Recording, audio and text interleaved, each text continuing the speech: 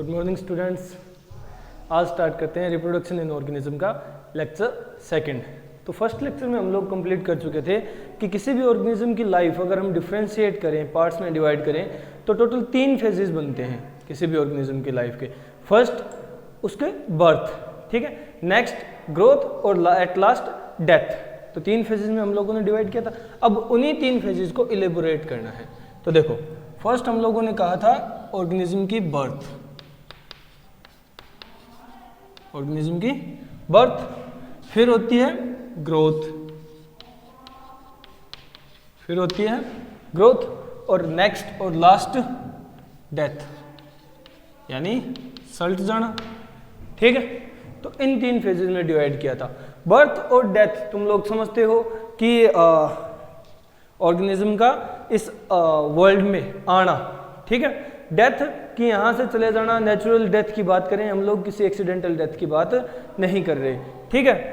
Last जो phase है वो डेथ है, ठीक है। फिर जो बीच वाला फेज बच गया, यानी जहाँ ग्रोथ शो करता है कोई भी ऑर्गेनिज्म किसी भी टाइप की, तो इस ग्रोथ फेज को अगर और ज़्यादा इलेबोरेट हम लोग करना चाहें ना, तो 3 पार्ट्स में डिवाइड कर सकते हैं।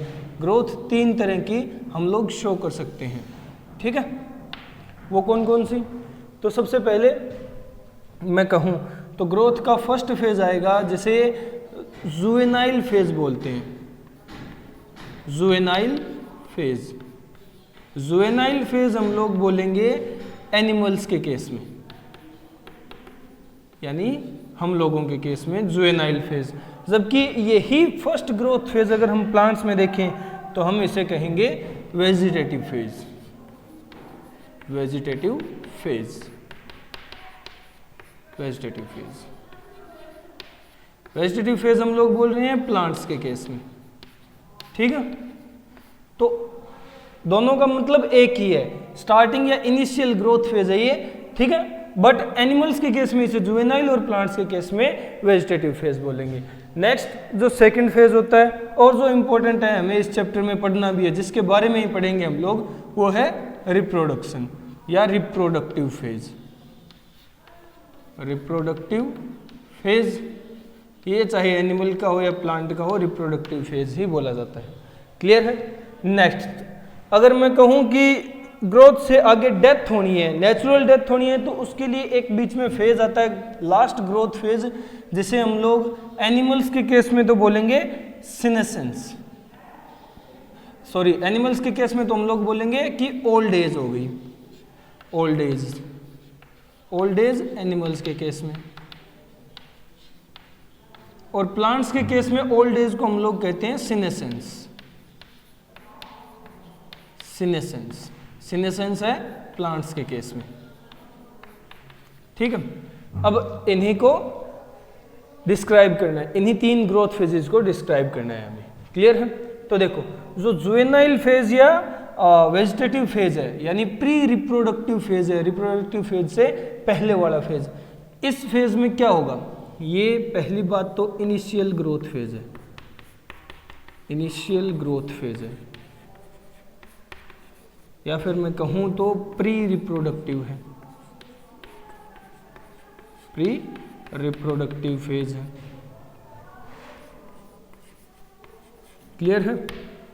समझ रहे हो? इसमें नॉर्मल बॉडी ग्रोथ होगी, ठीक है। बॉडी, ऑर्गेनिज्म चाहे एनिमल हो चाहे प्लांट हो, उसकी बॉडी ग्रोथ होगी टू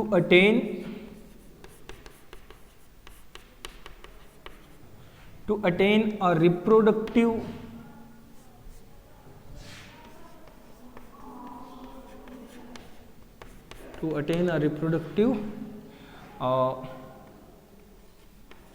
एबिलिटी। और रिप्रोडक्टिव एबिलिटी अटेन करने तक का जो ग्रोथ फेज होगा वो वेजिटेटिव या जुवेनाइल फेज कहलाएगा, ठीक है। नेक्स्ट रिप्रोडक्टिव फेज में आते हैं। रिप्रोडक्टिव फेज इंपॉर्टेंट फेज है, ठीक है। इसमें ऑर्गेनिज्म इतना ग्रोथ कर चुका होता है कि वो रिप्रोडक्शन के कैपेबल हो, ठीक है। ऑर्गेनिज्म, दूसरा कलर यूज कर लेते हैं, organism becomes capable to reproduce, organism reproduction के कैपेबल हो जाता है। क्लियर है? नेक्स्ट, अगर मैं बात करूं ओल्ड एज या सीनेसेंस की, ओल्ड एज या सीनेसेंस की, तो इस फेज में क्या होता है? ये पोस्ट रिप्रोडक्टिव फेज है, पोस्ट रिप्रोडक्टिव फेज है। और इस फेज में आते आते ऑर्गेनिज्म जो है वो वीक होने लग जाएगा, बिकम मेटाबॉलिकली वीक, उसका मेटाबॉलिज्म स्लो होने लग जाएगा, मेटाबॉलिकली वीक हो जाएगा। और यही वीकनेस, यही जो मेटाबॉलिक वीकनेस है या मेटाबॉलिज्म का स्लो होना ऑर्गेनिज्म के अंदर हैपन होता है, यही उसे एट लास्ट डेथ की तरफ ले जाता है। ठीक है? ओल्ड एज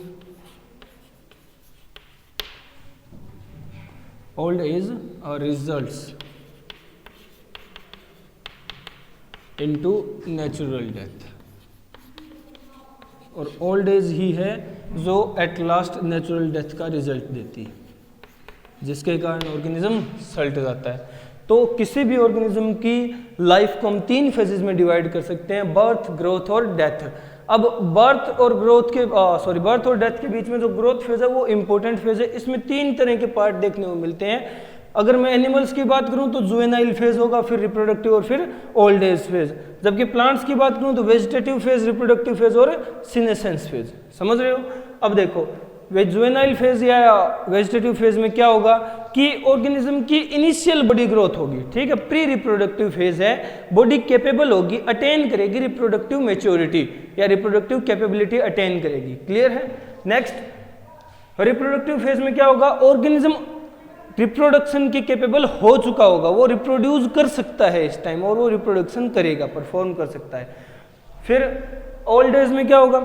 ओल्ड एज या सीनेसेंस वो फेज है जिसे पोस्ट रिप्रोडक्टिव फेज कहा जाता है, और इसमें ऑर्गेनिज्म का मेटाबॉलिज्म इतना वीक हो जाता है जिसके कारण एट लास्ट नेचुरल डेथ होती है ऑर्गेनिज्म की। ठीक है, मेटाबॉलिकली काफी वीक हो जाएगा, स्लो हो जाएगा उसका मेटाबॉलिज्म, और यही एट लास्ट डेथ कॉज करता है। ठीक है, जिसे हम लोग नेचुरल डेथ कहते हैं। क्लियर हो गया? तो किसी भी ऑर्गेनिज्म की लाइफ इन 3 फेजेस में डिवाइड की जा सकती है। समझ गए? क्लियर है? अब हमें इस चैप्टर में पढ़ना है रिप्रोडक्टिव फेज के बारे में, तो सिर्फ हम इसी फेज को आगे कैरी फॉरवर्ड करेंगे। क्लियर? वीडियो पॉज करो, नोट डाउन कर लो। अब आगे चलते हैं। तो देखो, जो रिप्रोडक्टिव फेज है किसी भी ऑर्गेनिज्म की लाइफ का, वो मोस्ट वाइटल और मोस्ट इंपॉर्टेंट फेज है। रीजन कि यही एक ऐसा तरीका है जिसके थ्रू कोई भी ऑर्गेनिज्म हो वो अपनी या अपने स्पीसीज की सस्टेनेबिलिटी बनाए रख सकता है इस अर्थ पर। ठीक है, उसकी स्पीसीज की कंटिन्यूटी बनी रह सकती है सिर्फ इसी एक प्रोसेस या इसी एक फेज को परफॉर्म करने पे। समझ रहे हो? क्योंकि ऑलमोस्ट सभी मॉर्टल हैं सिंगल सेलुलर ऑर्गेनिजम्स को छोड़ करके। वो हमारे एनिमल किंगडम के अश्वत्थामा हैं, यानी वो इमॉर्टल हैं। क्लियर? नेक्स्ट, हम लोग रिप्रोडक्टिव फेज को ही कैरी फॉरवर्ड करते हैं। तो रिप्रोडक्शन या रिप्रोडक्टिव फेज, रिप्रोडक्शन या रिप्रोडक्टिव फेज 2 टाइप से परफॉर्म किया जा सकता है, यानी 2 तरह की रिप्रोडक्शन देखी जाती है। क्लियर? कौन कौन सी? First, sexual reproduction, sexual reproduction, और second asexual reproduction, asexual reproduction, sexual reproduction and asexual reproduction. अब तुम लोग बेसिक डिटेल तो जानते हो सेक्सुअल और एसेक्सुअल रिप्रोडक्शन के बारे में, ठीक है, वो हम लोग डिस्कस भी करेंगे, बट नॉर्मल सी बातें तो तुम लोग जानते ही हो कि सेक्सुअल रिप्रोडक्शन में गैमेट्स बनते हैं, गैमेटिक फ्यूजन होता है, दो अपोजिट सेक्स रिक्वायर होते हैं, ठीक है, चाहे वो एक पेरेंट में हो चाहे उसके लिए दो पेरेंट हो, समझ रहे हो। जबकि एसेक्सुअल रिप्रोडक्शन में सिंगल पेरेंट होता है, कोई गैमेटिक फ्यूजन नहीं होता, कोई फर्टिलाइजेशन देखने को नहीं मिलती, ठीक है, और जो ऑर्गेनिज्म बनेंगे वो जेनेटिकली और मॉर्फोलॉजिकली सिमिलर होंगे पेरेंट्स के। क्लियर है, ये बेसिक पॉइंट्स तुम लोग जानते हो, समझ रहे हो, बट हम डिस्कस कर लेते हैं इनके डिफरेंसेस यही। क्लियर है, ताकि नोट्स बनाने में आसानी हो। सेक्सुअल रिप्रोडक्शन, देखो सेक्सुअल रिप्रोडक्शन में पहली बात कि गैमेटोजेनेसिस परफॉर्म होगी, गैमेटोजेनेसिस प्रेजेंट होती है, यानी गैमेट्स बनते हैं। क्लियर है, जबकि एसेक्सुअल रिप्रोडक्शन में ऐसा कुछ नहीं होता, यानी गैमेटोजेनेसिस एब्सेंट है, गैमेटोजेनेसिस एब्सेंट है, समझ रहे हो। नेक्स्ट, गैमेटोजेनेसिस प्रेजेंट है, गैमेट बन गए तो गैमेटिक ट्रांसफर भी होगा, ठीक है, गैमेटिक ट्रांसफर प्रेजेंट है, गैमेटिक ट्रांसफर प्रेजेंट है। जबकि यहाँ गैमेट्स ही नहीं बने तो ट्रांसफर किस चीज का करोगे, गैमेटिक ट्रांसफर भी यहाँ एब्सेंट है। क्लियर, अब गैमेट बन गए, ट्रांसफर हो गए तो गैमेट्स का फ्यूजन यानी फर्टिलाइजेशन, फर्टिलाइजेशन प्रेजेंट होता है।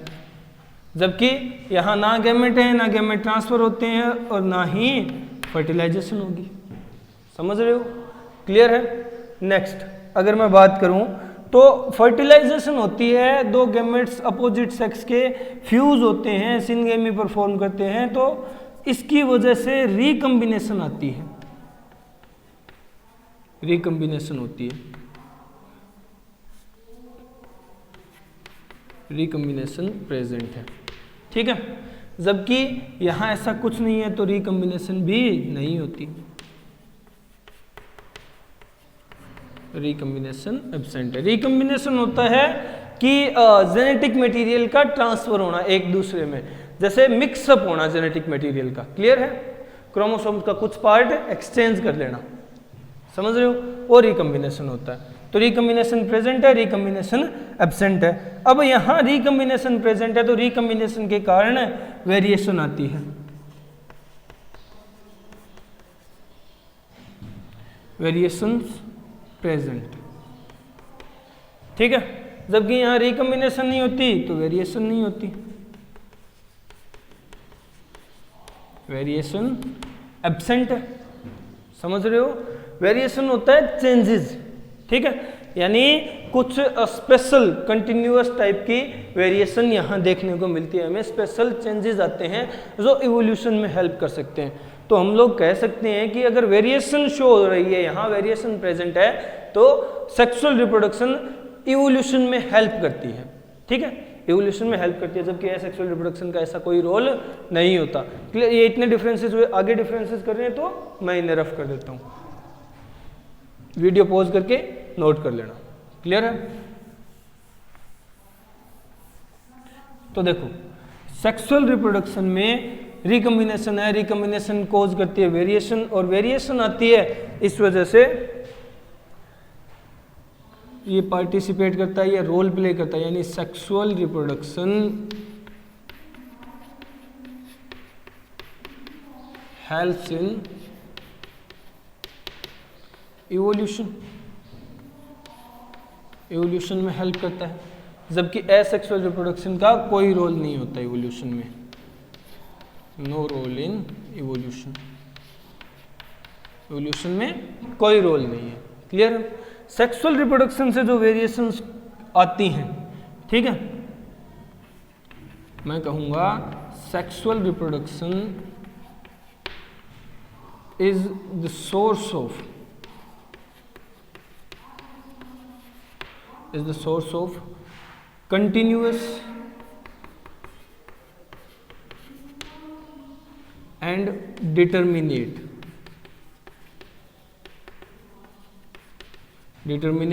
variations, कंटिन्यूअस और डिटर्मिनेट वेरिएशंस का सोर्स है, ठीक है। जबकि एसेक्सुअल रिप्रोडक्शन में नो सच रोल, ऐसा कोई रोल नहीं होता। समझ रहे हो? क्लियर है? सेक्सुअल रिप्रोडक्शन का एक इंपॉर्टेंट पॉइंट कि यहां दो opposite sex, two opposite sex participate, दो अपोजिट सेक्स पार्टिसिपेट करते हैं। जबकि अगर एसेक्सुअल रिप्रोडक्शन की बात करूं तो ये एक तरह से मोनोसेक्सुअल है, ओनली वन सेक्स पार्टिसिपेट, एक ही सेक्स पार्टिसिपेट करता है। ठीक है? क्लियर है? दो सेक्स जो पार्टिसिपेट कर रहे हैं, मेल और फीमेल, जो अलग अलग सेक्सेस हैं, वो दो अलग ऑर्गेनिजम्स पे भी प्रेजेंट हो सकते हैं और एक सिंगल ऑर्गेनिज्म में भी प्रेजेंट हो सकते हैं। तो मैं कहूंगा इट मे बी यूनिपेरेंटल और बाईपेरेंटल। ये यूनिपेरेंटल भी हो सकती है और बाईपेरेंटल भी हो सकती है, यानी एक पेरेंट जिसमें दोनों सेक्स प्रेजेंट हो, ऐसा भी हो सकता है, और दो पेरेंट भी प्रेजेंट हो सकते हैं जिसमें दो अपोजिट सेक्स प्रेजेंट हो। क्लियर है? जबकि ये ऑलवेज यूनिपेरेंटल, ऑलवेज यूनिपेरेंटल, हमेशा यूनिपेरेंटल होगा, क्योंकि एक ही सेक्स को पार्टिसिपेट करना है और वो एक ऑर्गेनिज्म के अंदर मिल जाता है, तो हमेशा यूनिपेरेंटल होगा। क्लियर है? समझ गए? ये कुछ और डिफरेंसेस हैं। वीडियो पॉज करो, नोट डाउन करो, आगे चलते हैं। तो देखो, सेक्सुअल रिप्रोडक्शन और एसेक्सुअल रिप्रोडक्शन में पॉइंट टू पॉइंट हम लोग डिफरेंसेस नोट डाउन करते हुए चल रहे हैं। ठीक है? अब आगे और डिफरेंसेस देखने हैं। तो नेक्स्ट हम बात करेंगे जो यहाँ रिजल्ट आता है उसकी, यानी जो प्रोजेनी या ऑफस्प्रिंग्स प्रोड्यूस होते हैं उनके बेसिस पे जो डिफरेंसेस क्रिएट होते हैं उनकी बात कर लेंगे। ठीक है? तो देखो, होता क्या है, सेक्सुअल रिप्रोडक्शन में जो प्रोजेनी है, ठीक है, या ऑफस्प्रिंग्स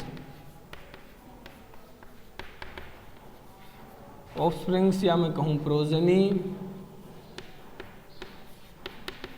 इज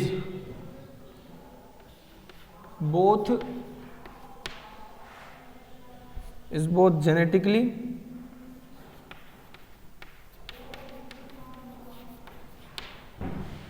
एंड morphologically.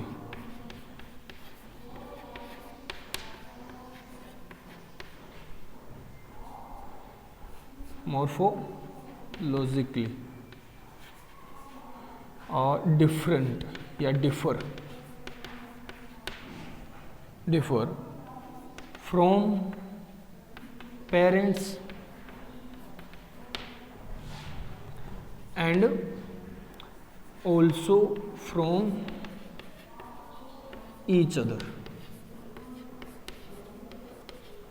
यानी जो प्रोजेनी या ऑफस्प्रिंग्स प्रोड्यूस होंगे वो पेरेंट्स से और एक दूसरे से भी, यानी एक से ज्यादा ऑफस्प्रिंग्स प्रोड्यूस हुए, यानी दो हो गए, तीन दो ऑफस्प्रिंग्स हो गए, प्रोजेनी की नंबर ज्यादा है, तो अब मैं कहूंगा कि वो प्रोजेनी या ऑफस्प्रिंग्स पेरेंट्स से तो अलग होंगे ही होंगे, जेनेटिकली भी और मॉर्फोलॉजिकली भी। रीजन वेरिएशंस आई हैं, रिकम्बिनेशन हुई है सेक्सुअल रिप्रोडक्शन में, ये रीजन है। ठीक है? अलग होंगे, पेरेंट्स से तो अलग होंगे ही होंगे, साथ में एक दूसरे से भी अलग होंगे। ठीक है? जेनेटिक और मॉर्फोलॉजिकल वेरिएशन पेरेंट्स के साथ साथ एक दूसरे से भी शो करेंगे। क्लियर हो गई ये पॉइंट? ठीक है? यानी all over new organism produce होगा।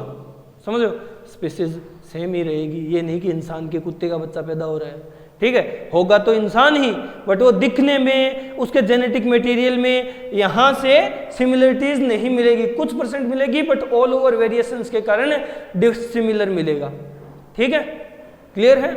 तो नेक्स्ट, अगर यही बात मैं एसेक्सुअल रिप्रोडक्शन में करूं तो एसेक्सुअल रिप्रोडक्शन में क्या होता है कि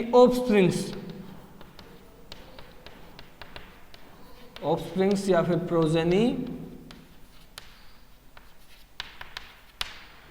is genetically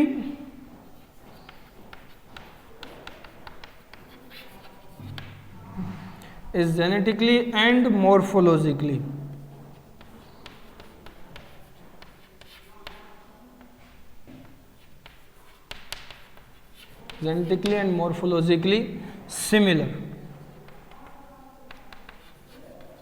similar to their parent as well as to each other। वो जेनेटिकली और मॉर्फोलॉजिकली अपने पेरेंट्स से भी सिमिलर होंगे और एक दूसरे से भी सिमिलर होंगे हर प्रकार से। तो ये कह सकते हैं कि एज इट इज कॉपी बनती है, ठीक है। तो इन ऑफस्प्रिंग्स में हम लोग क्या कह सकते हैं, एंड नोन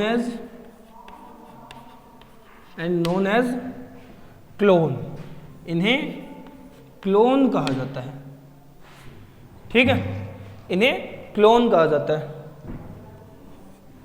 क्लियर है। तो क्लोन क्या होते हैं, वो ऑफस्प्रिंग्स जो जेनेटिकली मॉर्फोलॉजिकली अपने पेरेंट्स से भी और एक दूसरे से भी सिमिलर होंगे। कोई भी डिसिमिलरिटीज अगर मैं कहूं कि 0.1% की भी डिसिमिलरिटीज हो, ऐसा देखने को नहीं मिलेगा। डिसिमिलरिटीज कहां आती है, जहां रिकॉम्बिनेशन हो, वेरिएशंस कोज हो, ठीक है। यहां ऐसा कुछ नहीं था, तो एग्जैक्ट कॉपीज बनेंगी, एग्जैक्ट सिमिलर ऑफस्प्रिंग्स प्रोड्यूस होंगे, समझ गए, जिन्हें क्लोन कहा जाता है। अब अगर मैं एक नोट डाल के कुछ बात बताऊं तो वो इंपॉर्टेंट है। देखो क्या है कि member of clone is known as, clone के एक मेंबर को हम लोग क्या कह सकते हैं, रेमेट। क्लोन के एक मेंबर को क्लोन के एक मेंबर को रेमिट कहा जाता है, ठीक है। क्लोन के एक मेंबर को रेमिट कहा जाता है, समझ गए। तो ये जो क्लोन बनेंगे, इनमें से अगर एक को मैं उठा करके बात करूं तो वो एक रेमिट कहलाएगा। इस तरह से जो डिफरेंसेस हैं वो ये हैं कि ऑफस्प्रिंग्स अलग होंगे खुद से भी और पेरेंट्स से भी। यहाँ ऑफस्प्रिंग्स एग्जैक्ट कॉपीज होंगी, पेरेंट्स की भी और एक दूसरे की भी। क्लियर है, समझ रहे हो। तो ये नेक्स्ट डिफरेंसेस थे। वीडियो पॉज करो और नोट डाउन कर लो। नेक्स्ट कुछ और डिफरेंसेस चेकआउट कर लेते हैं, चेकआउट कर लेते हैं। एसेक्सुअल और सेक्सुअल रिप्रोडक्शन में और डिफरेंसेस क्या हो सकते हैं। तो देखो, सेक्सुअल रिप्रोडक्शन जो है वो it is a complex process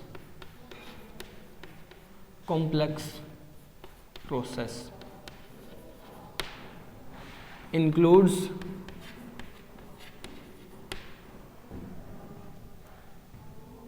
orderly, sequential, various events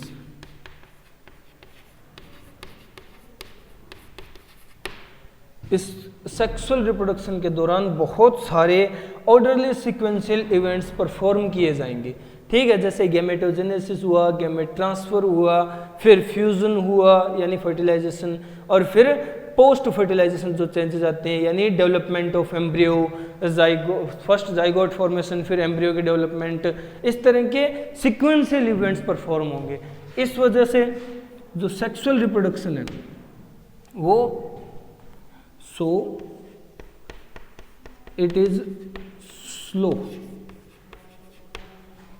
is slow mechanism, reproduction का स्लो मैकेनिज्म है, ठीक है। टाइम कंज्यूमिंग प्रोसेस है, समझ रहे हो, क्योंकि ऑर्डरली सिक्वेंशियल इवेंट्स परफॉर्म होंगे। पर्टिकुलर जो इवेंट सीक्वेंस में अरेंज है वो परफॉर्म किए जाएंगे, तो टाइम कंज्यूमिंग है, टाइम लगेगा ही। जबकि एसेक्सुअल रिप्रोडक्शन में क्या होता है, it is simple process which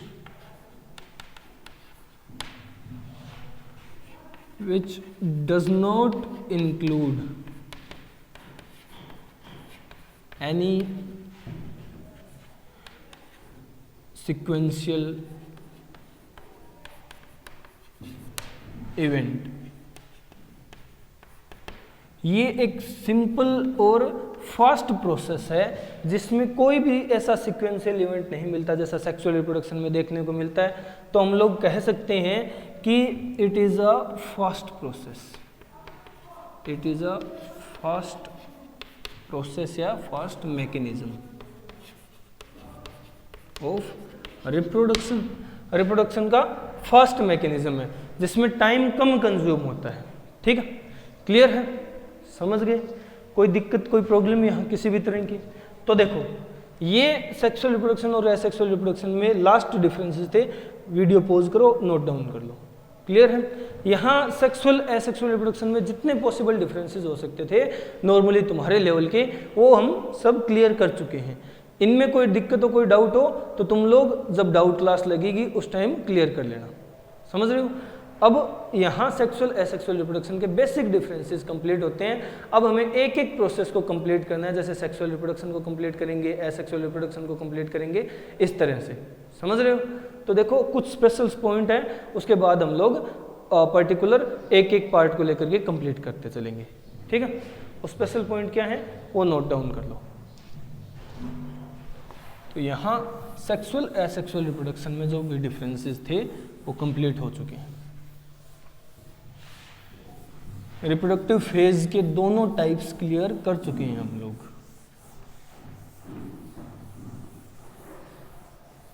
अब जो पॉइंट्स हैं उन्हें तुम एज अ डिफरेंस भी काउंट कर सकते हो, बट पॉइंट्स ही बना करके रखो, वो ज़्यादा अच्छा रहेगा। जैसे कि sexual reproduction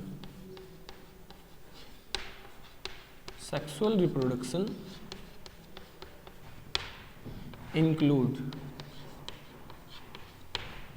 various sequential events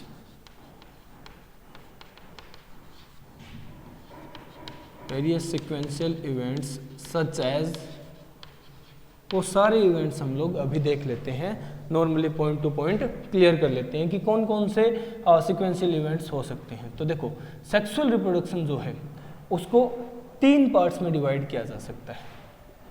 यानी जो सेक्सुअल रिप्रोडक्शन है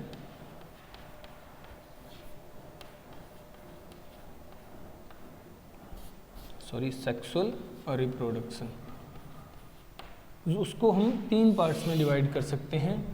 3 बेसिक से पार्ट कौन कौन से हैं इसके? ठीक है, किस बेसिस पे हम लोगों ने इसका डिवीजन किया सेक्सुअल रिप्रोडक्शन का और 3 पार्ट्स में क्यों किया? तो देखो, नॉर्मली सेक्सुअल रिप्रोडक्शन का सबसे क्रूशियल जो स्टेज है ना, सबसे क्रूशियल फेज, सबसे इंपॉर्टेंट या मोस्ट वैलिडेट फेज जो है, या मोस्ट वैलिडेट जो पार्ट या इवेंट है, वो है फर्टिलाइजेशन। ठीक है, वो क्या है? फर्टिलाइजेशन। वो फर्टिलाइजेशन है, और फर्टिलाइजेशन के बेसिस पे ही हम लोग इसके 2 अलग अलग इवेंट्स क्लियर करेंगे। तो देखो, फर्स्ट है pre fertilisation,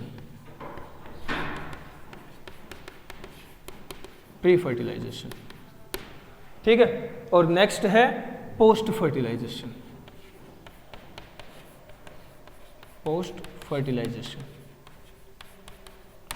pre fertilization and post fertilization events.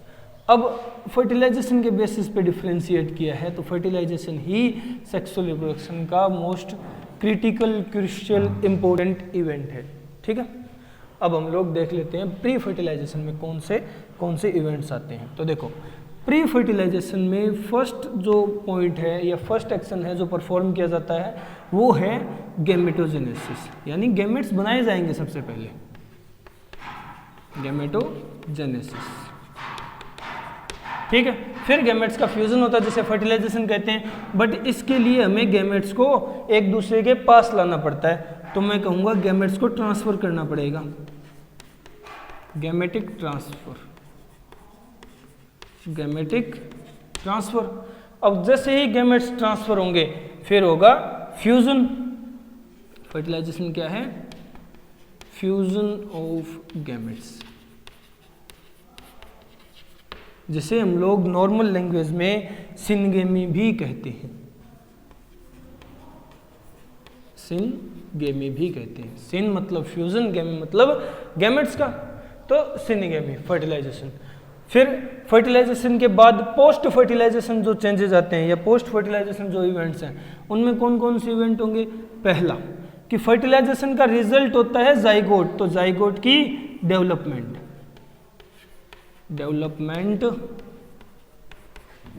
Of zygote, zygote की डेवलपमेंट। जाइगोट जब डेवलप होता है तो इससे बनता है एम्ब्रियो, तो मैं कहूंगा embryogenesis. Second embryogenesis, embryogenesis clear है? ठीक है। नेक्स्ट प्लांट्स के केस में एक और इवेंट परफॉर्म किया जाता है, endosperm formation. Endosperm formation, endosperm बनेगा और सीड मैच्योरेशन या सीड फॉर्मेशन कहूं तो भी गलत नहीं है, सीड फॉर्मेशन। क्लियर हो गया? तो ये फर्टिलाइजेशन के पार्ट्स हैं। फर्टिलाइजेशन के जो इवेंट्स होते हैं, सॉरी सेक्सुअल रिप्रोडक्शन के जो इवेंट्स हैं वो हैं प्री फर्टिलाइजेशन, फर्टिलाइजेशन और पोस्ट फर्टिलाइजेशन। तो ये पॉइंट्स काफ़ी सारे इंपॉर्टेंट हैं। देखो एक ऑर्डर में परफॉर्म होते हैं ये सारे सीक्वेंशियल इवेंट्स। सबसे पहले गैमेट्स बनाए जाएंगे, फिर उनको ट्रांसफर किया जाएगा, फिर फ्यूज होंगे, फ्यूज होने के बाद जो जाइगोट बनेगा उसकी डेवलपमेंट होगी, एम्ब्रियोजेनेसिस होगा, प्लांट्स में साथ के साथ एंडोस्पर्म बनेगा और एट लास्ट सीड फॉर्मेशन होगी। क्लियर है? ये सारे इवेंट्स परफॉर्म किए जाते हैं सेक्सुअल रिप्रोडक्शन के दौरान। इसीलिए sexual reproduction time consuming process है, थोड़ा सा टाइम लेती है। किसके कंपैरिजन में? एसेक्सुअल रिप्रोडक्शन के कंपैरिजन में। क्लियर हो गया? ये सेक्सुअल रिप्रोडक्शन है अपनी। नेक्स्ट अगर हम बात करें, नेक्स्ट कुछ स्पेशल पॉइंट्स की बात करें तो वो क्या है? देखो ये तो सेक्सुअल रिप्रोडक्शन के पार्ट्स हो गए, पॉइंट्स हो गए या इवेंट्स कह लो। नेक्स्ट कुछ स्पेशल पॉइंट्स और है, वो भी क्लियर कर लेते हैं लगे हाथ। जैसे एसेक्सुअल रिप्रोडक्शन जो है, ठीक है, asexual reproduction, asexual reproduction occurs, asexual reproduction occurs in, ये किन किन में देखने को मिलती है हमें एसेक्सुअल रिप्रोडक्शन? तो देखो मैं कहूँगा इन प्लांट्स, प्लांट्स में देखने को मिलती है, लोअर ऑर्गेनिजम्स या लोअर एनिमल्स कह लो, यानी जिनमें हम लोग काउंट करते हैं मोनेरन्स और प्रोटिस्टेंट्स को, मोनेरन्स एंड प्रोटिस्टेंट्स, यानी मोनेरा और प्रोटिस्टा फाइलम के मेंबर्स को। ठीक है, इनके अंदर एसेक्सुअल रिप्रोडक्शन देखने को मिलती है, मेनली इनके ही अंदर देखने को मिलती है। अब अगर मैं कहूँ कि प्लांट्स जो हैं वो दोनों तरह की रिप्रोडक्शन परफॉर्म करते हैं। Plants perform both sexual and asexual reproduction, asexual reproduction। Plants में दोनों तरह की रिप्रोडक्शन देखने को पाई जाती है। ठीक है, सेक्सुअल भी और एसेक्सुअल। इसी तरह एनिमल्स में भी दोनों तरह की ही रिप्रोडक्शन देखने को मिलती है। लोअर एनिमल्स में मेनली एसेक्सुअल और हायर एनिमल्स में सेक्सुअल्स। ठीक है, animals perform both sexual and asexual reproduction, both sexual and asexual reproduction animals में भी परफॉर्म होती है। बट इसके कुछ पॉइंट्स हैं कि मेनली यहाँ सेक्सुअल रिप्रोडक्शन परफॉर्म होती है, mainly sexual reproduction, mainly sexual reproduction perform की जाती है। कुछ ही कैटेगरीज ऐसी हैं, जैसे अगर मैं कहूँ कि एक कैटेगरी है एनिमल्स की मोनेरा यानी बैक्टीरियाज। बैक्टीरियाज परफॉर्म, बैक्टीरियाज, सिर्फ बैक्टीरियाज ही ऐसी कैटेगरी है जो क्या परफॉर्म करती है, ओनली एसेक्सुअल रिप्रोडक्शन, जिनमें सिर्फ और सिर्फ एसेक्सुअल रिप्रोडक्शन देखने को मिलती है, यहाँ किसी भी तरह की सेक्सुअल रिप्रोडक्शन नहीं देखने को मिलती। तो देखो एनिमल्स भी और प्लांट्स भी, दोनों की दोनों कैटेगरी में जितने ऑर्गेनिजम्स आते हैं वो सारे के सारे, उनमें से कुछ ऑर्गेनिज्म सेक्सुअल रिप्रोडक्शन परफॉर्म करते हैं, कुछ एसेक्सुअल रिप्रोडक्शन परफॉर्म करते हैं। एनिमल्स में मेनली सेक्सुअल रिप्रोडक्शन परफॉर्म होती है। और अगर मैं बात करूं कि मोनेरंस बैक्टीरियाज का एक ऐसा ग्रुप है जिसमें सिर्फ और सिर्फ एसेक्सुअल रिप्रोडक्शन ही देखने को मिलती है। तो यहाँ इतने स्पेशल पॉइंट्स हम लोग क्लियर कर चुके हैं। इससे आगे के कुछ 2-4 स्पेशल पॉइंट और बाकी का चैप्टर हम लोग नेक्स्ट लेक्चर से कंटिन्यू करेंगे। Okay, bye.